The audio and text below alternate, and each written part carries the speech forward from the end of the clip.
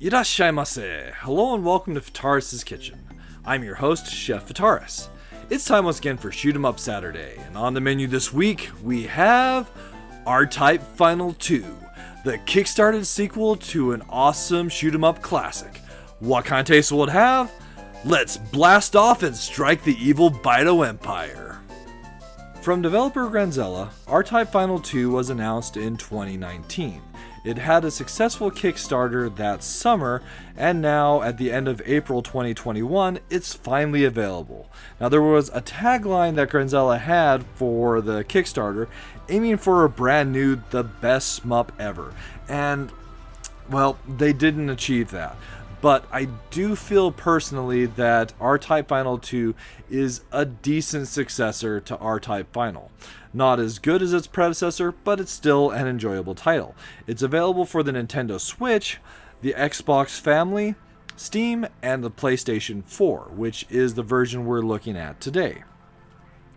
Now this title is one that I've really enjoyed my time with, but I would highly encourage you to, before you pick up this game for any platform, to play the demo for the game itself and see if it's something that you like the look of and you're interested in exploring further. Here we find ourselves at the main menu. So there are a couple different ways we can look at the game, but I'm just going to start from the very beginning with Start Game. Now, the game itself looks gorgeous. It uses the Unreal Engine, but one thing that the title does have an issue with is loading times. Loading times can be quite long. From what I understand, the Nintendo Switch version has some rather long load times compared to even some of the other platforms. So that's something to keep in mind. Here we find ourselves at the hangar, and here we can select between the various fighters that we've registered in these 12 slots. So I don't like the registry system. I just wish you could select from the list of the fighters you've unlocked, and we'll get to the unlocks here in just a little bit, but I wanted to start at the beginning. And where does R-Type begin? With the R9A Arrowhead. This is your original fighter, and it's a great place to start the game itself. Once you select which fighter you're picking, you can customize the fighter, so you can even change its color, put decals on it. It's a really neat little system, but the start game itself is what we want, and it takes us to the difficulty. Practice through R-Typer, and there's also a demo that where you see a launch sequence, but for the sake of time, we're going to skip over that, and we'll kind of play on an easier difficulty just so I can kind of show off the game. In a lot of ways, depending on what you're doing, sometimes you'll be wanting to play on an easier difficulty just to make things a little bit faster, but I'll kind of explain some of that grind here in a little bit. So R-Type, if you aren't familiar with the franchise, is a horizontal scrolling shoot 'em up series. We always have a lot of common elements. So those elements are these crystals here, various laser crystals. They come in 3 different colors: red, blue, and yellow. Once you collect one for the first time, we get our force, which is kind of a support unit that can dock with your R-Type fighter, both on the front and the back, and provide different firepower as well. As we select additional, or rather as we pick up additional laser crystals, then the type of weapon we're firing, as well as the level which we're firing it, will increase. So at level 1, the force will just fire a normal shot that's a little bit stronger than our own. At level 2, it begins to fire the laser, and then at level 3 it'll fire an even more powerful version of said laser. Another thing that our ship has, we can charge up our beam cannon, which is also called a wave cannon. And one thing that's really neat, so this game has tons of fighters that you can unlock and play. And one of the things that's usually different between them is the wave cannon. There are several different types. Really neat. So picking up this blue crystal will give us level 3, and that's as powerful as our force can get. So the three different types of crystal: red is your straight laser, blue is an angled like laser, and yellow is usually a vertical / ground based attack. There are other items we can pick up as well. Missiles, which there are several different missiles that can come equipped on the ships, and that's one of the other neat elements. And bits.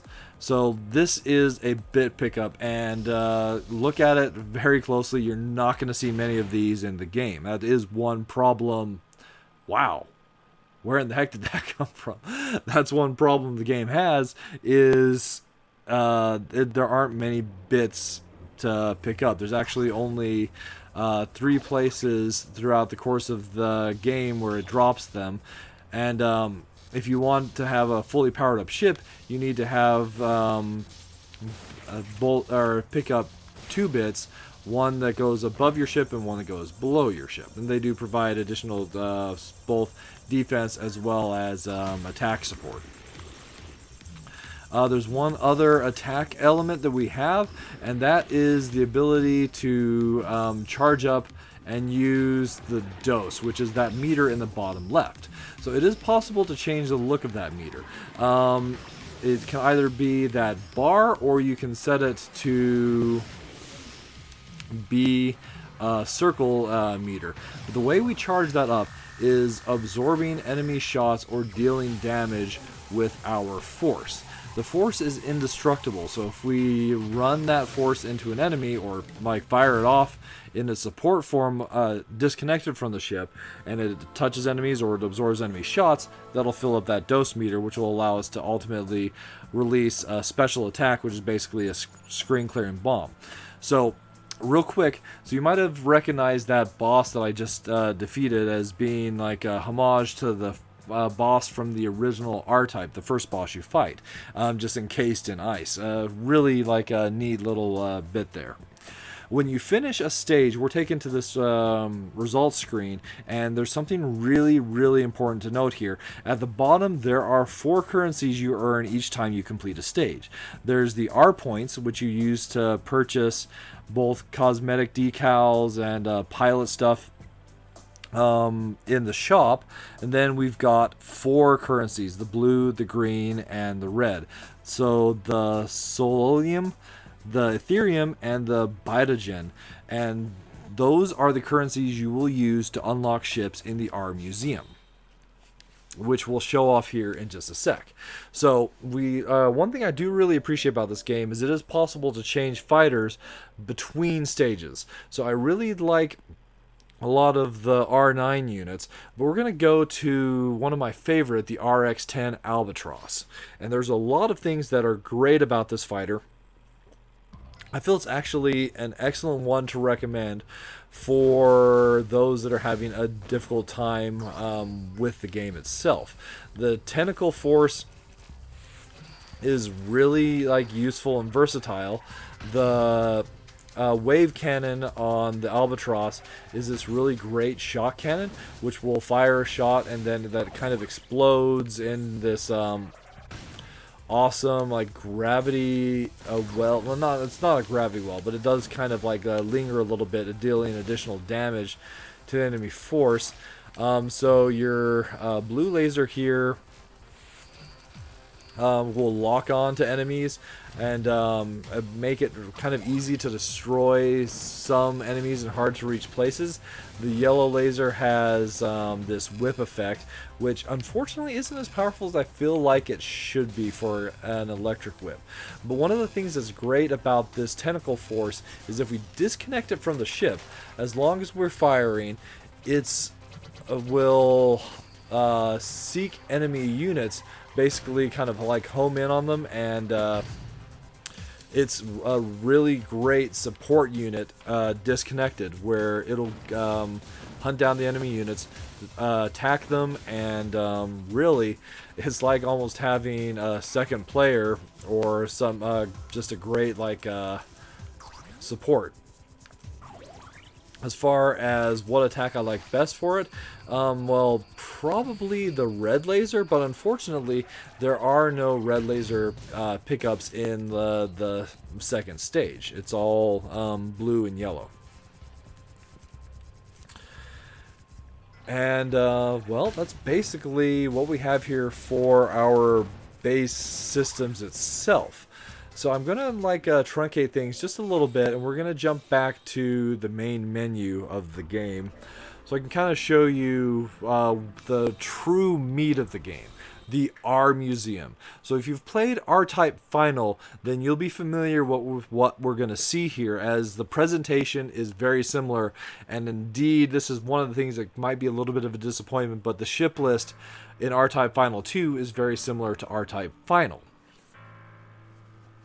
So here we have the R Museum, and it's here that you'll unlock the various fighters. So we start with 3 fighters available to us. The Arrowhead, you also have, I believe, not the Strider. You start with the Shooting Star. This one is a long-range precision strike version of the R9, and then you also have the R9F, the Andromalius. And this one is a really neat looking ship. It's kind of it's got these claws that when your force docks with you, they'll actually grab the force itself.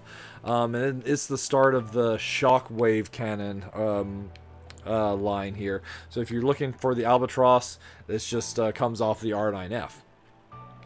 One thing to note though, even though it says 99 fighters, you can't get all those fighters at this point. A lot of them, as you go through, you'll see this message here. This craft requires technology currently being researched by Rx10 Laboratory. Thank you for your patience, and please wait for the version that will allow development of this craft. This game is incomplete. There are still a lot of fighters being developed for it, in addition to some of the DLC stages that'll be coming in the future. So guess something to look forward to. But when that's not the case, you'll have a couple different options that you'll see when you select on a ship space that's empty. This one here will show you the necessary resources to develop it, and if you don't have the necessary requirements for that ship, it'll tell you what those are. So in this case, we need to complete Specified Craft Development TW1. However, if it is a ship that we can unlock, then we'll have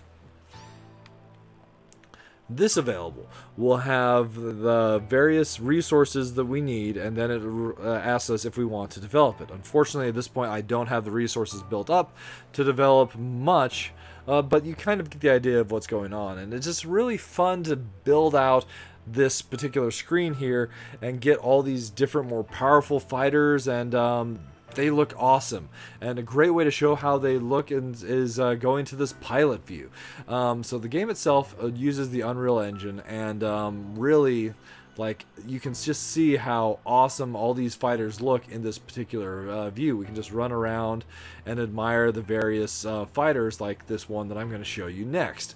The really awesome R9WZ, the Disaster Report. So going back to the main menu, I'm going to show you the game from the stage and score attack selection. So here you can see your various stages you've recorded for all the various stages the game has. There are a total of 11 stages, and there is branching paths in this game. That's something that's awesome, and at the same time, the way they implemented it for this one, kind of lame. And I'll get to that in just a second. So we're going to take the R9WZ, the Disaster Report. So this one, so for those of you who aren't familiar, Granzella also develops and publishes a franchise by the name of Disaster Report, so that's kind of like where the name of this ship is coming from. One thing I haven't touched on, it is possible to change the speed of your ship. We start at level 2 by default. I feel like level 3 is actually the best. I wish it was possible to change that in the settings, what your default speed is, but unfortunately it is not. So one thing that is awesome about the score attack is you start fully powered up. You have missiles, you have the bits, you have like a level 3 force. So it's a great way to kind of experience the stages themselves. And you can kind of like select your difficulty setting as well if you're interested in doing so. So the disaster report is a really powerful fighter. You kind of saw that it was a little bit further down the tech tree. Its lasers, these like hex ones, are just generally useful. In addition to that, it's got this awesome wave cannon that's basically a catastrophe in and of itself. So you're throwing like meteors or other disasters at enemies. If we power it up just a little bit, we can see we'll like throw a lightning attack at them, or if it's like a boss, it sometimes manifests itself as tornado. This is just a fun fighter to use, and it just looks awesome. And that's one of the things that's really neat just about all the ships, is they just do all look really awesome.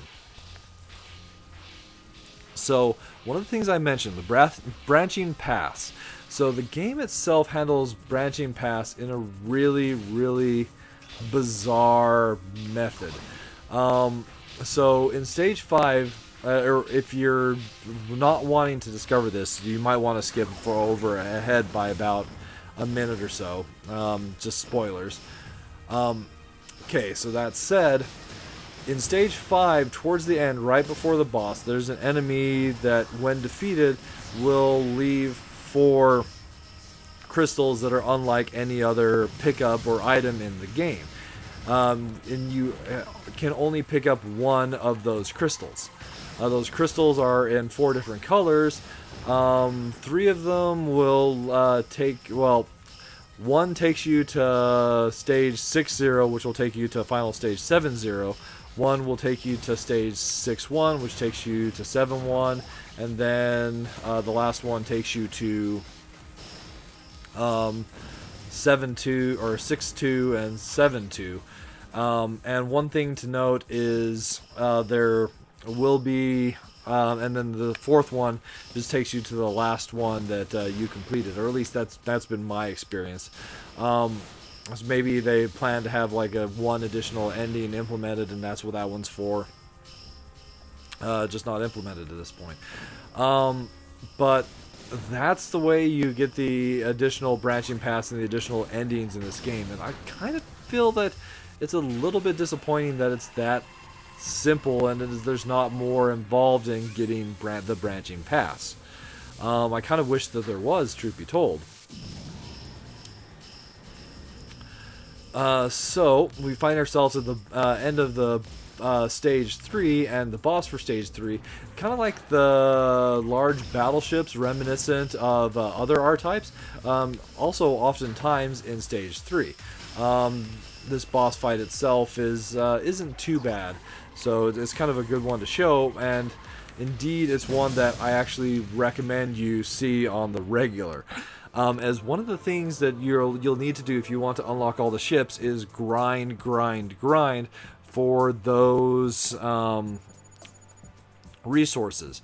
So my recommendation stage-wise, you can get quite a bit from the later stages, but they're more difficult to complete and thus harder to ultimately repeat. So just an example here, I can just from the stage select, I can just repeat and I can pick a different ship. And for the last one, I'll show off the R9 Leo 2. This is kind of a variant of the ship that you have from R-Type Leo. It's definitely one of the awesome ships you can unlock, and this is actually a branch I really highly encourage you go down to get. But you'll need to grind a lot to get what you need to unlock all those ships. So my recommendation for the blue resource, grind stage 1, the red resource, grind stage 2, the green resource, grind stage 3. So there you have it. R-Type Final 2 served up for your enjoyment. I have enjoyed my time with this game, but admittedly, my list of minus flavors is longer than my list of plus flavors. So, minus flavors, first and foremost, the checkpoint system. And compared to some games, I don't mind the checkpoints as much, as I feel for the most part they're fair. for the most part. There are some, and I'm thinking of one in particular in, I believe, stage 7-2, that just strikes me as just downright spiteful. And there are a lot of checkpoints that just feel that way, where in order to, it's almost like you're faced with a puzzle of figuring out how to survive with no power-ups in that section. Then we also, my next minus flavor is like the UI. The inability to set default speed, so I wish I could have speed 3 be my default rather than always starting at speed 2. Then there's also the issue with having to register ships. So in order to select a ship, you have to register it from the menu that's you have to register it at the hangar, but you do that in the R Museum. It's cumbersome, and I just wish you could select your ship from a list that has all the ships we've unlocked available to it. But unfortunately, that's not the way that the game is set up. So those UIs aside, then there's also like just how lame I feel the selection for the branching paths are. I kind of wish there was more to it, like having to defeat a boss in a certain way, or having a certain weapon for a certain fight, or something like that was more involved than just pick your color, orange, red, or green. Because it kind of sounds reminiscent of some other video game controversies, right? There's also some issue with sound balance. And this is not something I usually talk about, but it's something I feel I need to bring up for this game. So for my first several runs, I was like confused as to why the game had boss fights with no music. And then I finally realized the boss fights did have music. It was just really, really soft.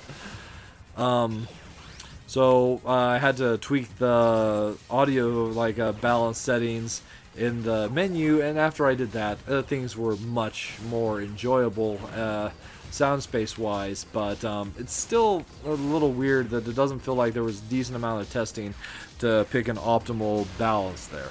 And then my last minus flavor, and this one is more of a personal experience, but for me especially, but Kickstarter fell, and I guess it's not just for me, but the Kickstarter itself has had an issue with delivering some of the backer rewards.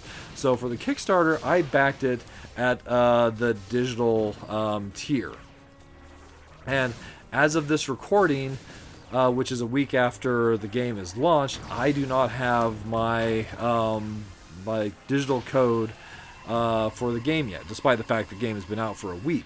This version is a physical that I ordered the day after the game came out. Which is, I can't begin to tell you just how disappointing it is to have Kickstarter deliver late. It's just not something that's awesome. On the plus flavor though, it's R-Type. It's great to see a series that's been dormant for almost 2 decades come back to life with a new title, even if a lot of it's kind of a retread of what's come before. And then all the unlockables that the game has. Just everything that we have in the R Museum. That's why I'm here for R-Type Final 2. That's why I recommend this game. I love having all that option. These fighters are gorgeous to look at. They have so many different play styles that you can explore with, and different ways you can challenge yourself with the game. This here is why I personally recommend R-Type Final 2. For me, this makes the game. Alright, that'll just about wrap it up for this week's episode of Shoot 'em Up Saturday. As always, I want to thank you so much for joining me this week, and I look forward to seeing you again next week.